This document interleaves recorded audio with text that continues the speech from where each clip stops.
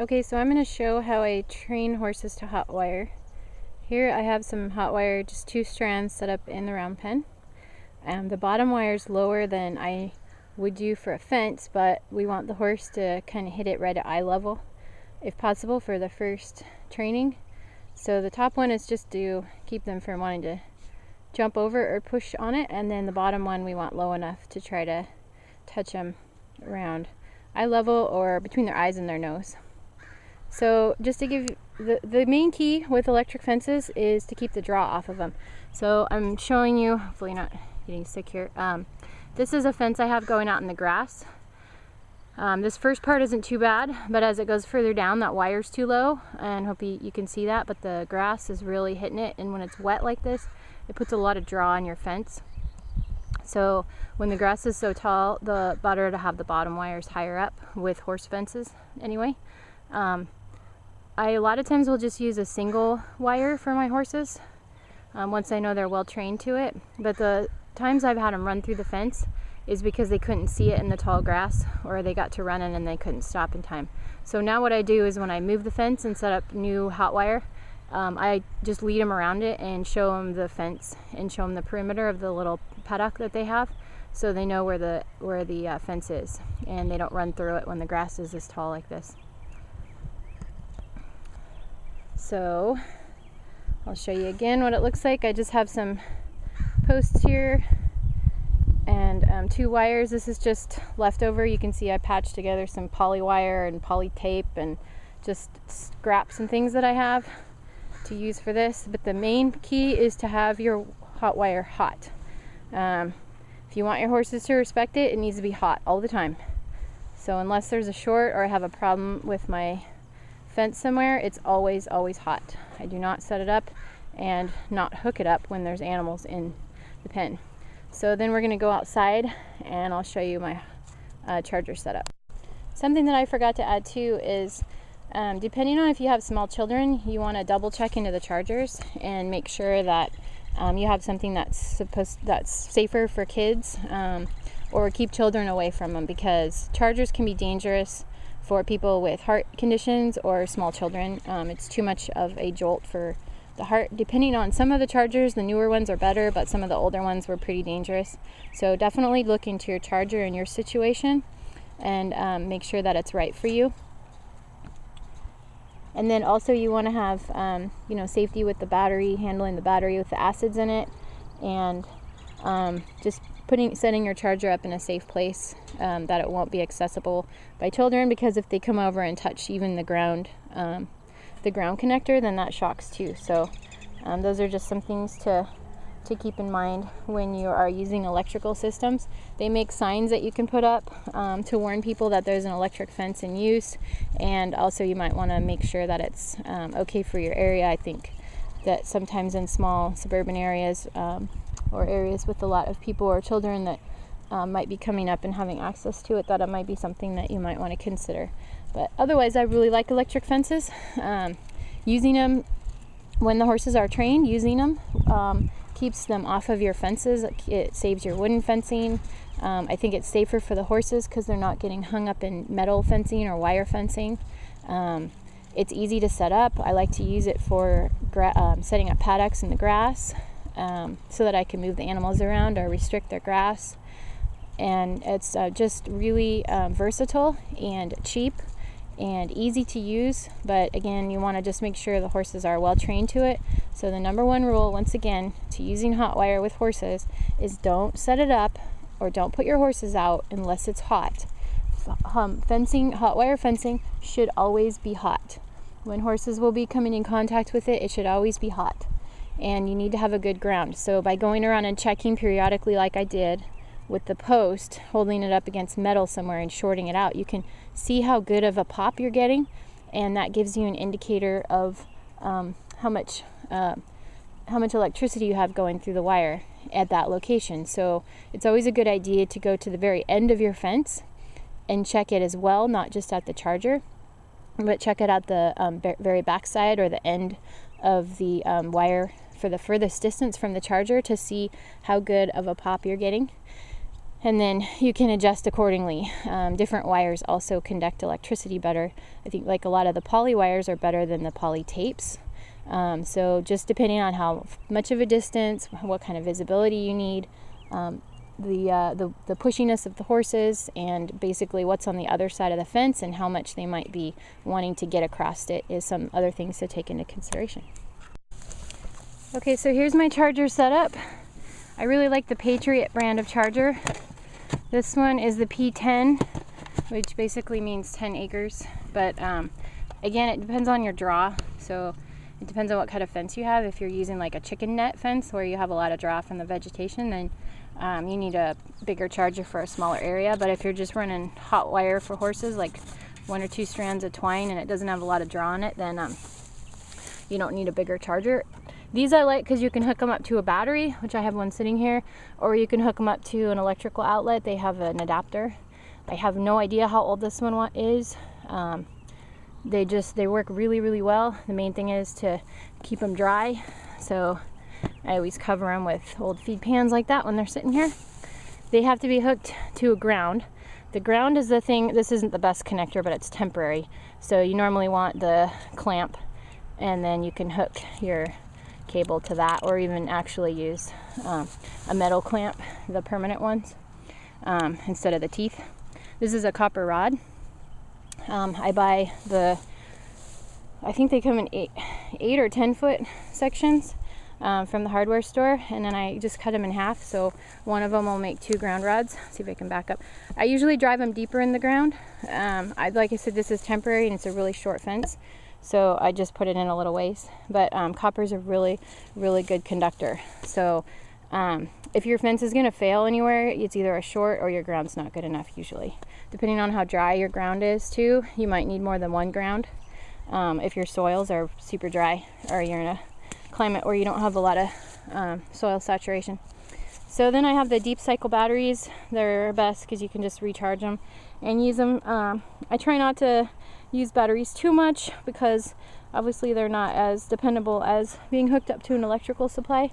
So, but for temporary fences, I just use the deep cycle, and just make sure you put it on some wood because that'll keep it from drying down too fast. And then I also have put some grass out here. So the right side of the fence would be the side of the fence that the horse should not be on, and the left side is the side that she'll have access to. So there's a few piles of grass out there, so she eats those, and then I want her to try to reach under for these. You know, normally I'm not gonna purposely try to get a horse shocked because it's not nice, but in this case we've got to teach the horse to stay off the wire.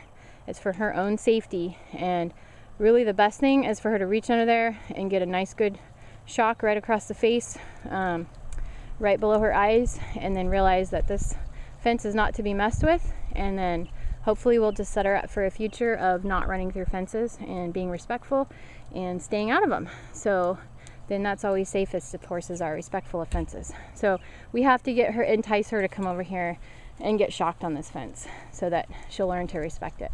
So hopefully I'll just take once, and then these grass piles, once she'll get shocked on one of them, and then the rest of them should remain here, and that she won't find that it's worth reaching for those after realizing that the fence has a bite to it.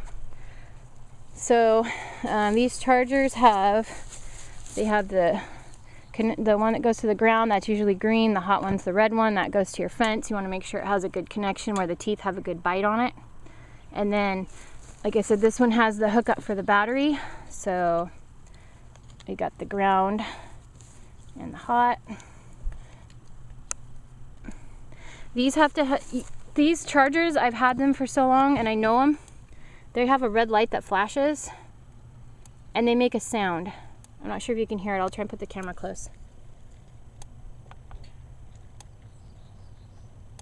So that's a good, healthy click on there. I've had these chargers long enough that if there's a short somewhere on the fence, I can tell by the click that that's bad and that I need to go check my fence. So if you get to know your charger, you don't have to walk your fence all the time. You can just go up to your charger, listen to the quality of the click that it's making, and then you know if you've got a short and you need to go check it. Okay, so cover that up. Then also, I always check my fence, It's best if you have something that's not rusty, but I have this rusty post here. So what I need to do is basically short it out and listen to the quality of the pop. See if I can do this with 2 hands and still also record it. So I gotta touch metal with it.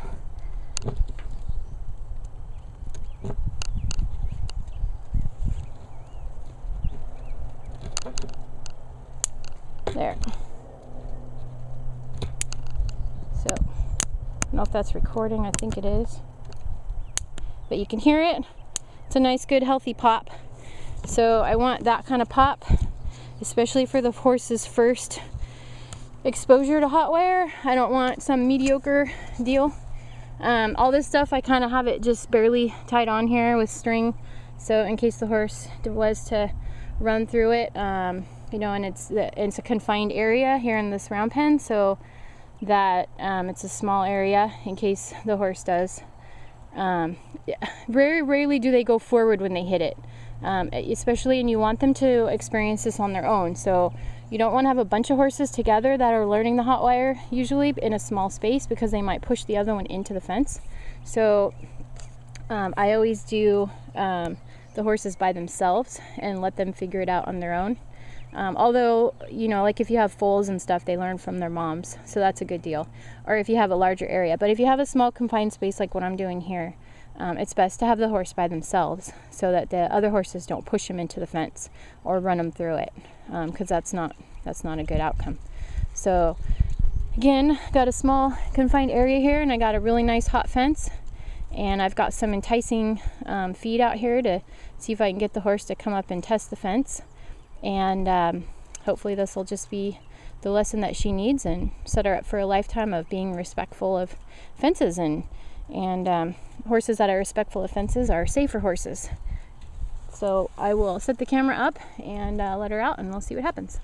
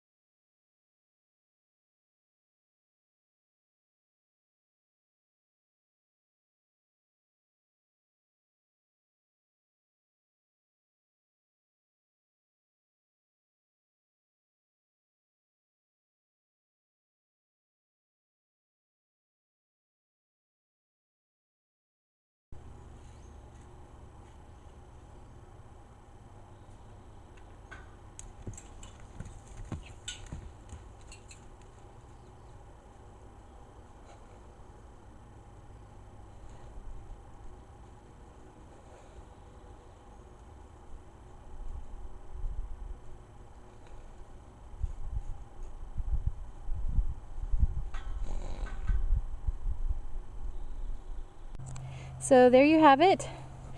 Although Easter over here really wants the grass, and we know she does. She's doing calisthenics to reach under the panels to get it. Let's see if she's basically standing on her head to get that grass. But our grass remains here on the other side of the fence, a tiny puny little wire. You could do this a few different times just to make sure that it's ingrained in your horse. It depends on how well the lesson took.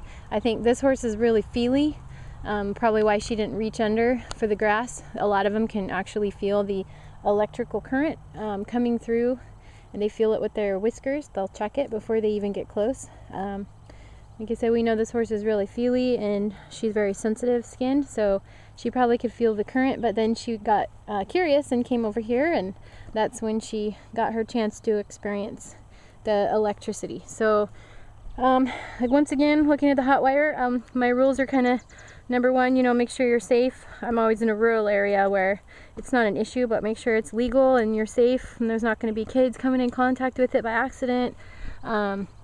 Stuff like that. And then after that, my rules for hot wire are: keep it hot, make it visible so the animals can see it, keep it hot, make sure you don't have shorts and that you have a really good ground, and keep it hot. So if you sense a reoccurring theme, it is keep the wire hot. If the horses are in the pen or up against the wire, it should be hot at all times, and then your horses will never think to question it, and you shouldn't have any issues with them running through it. So that's how I do hot wire, and I hope it helps. If you have any questions that I can answer, please put them in the comments down below, and I will answer them as I get to them.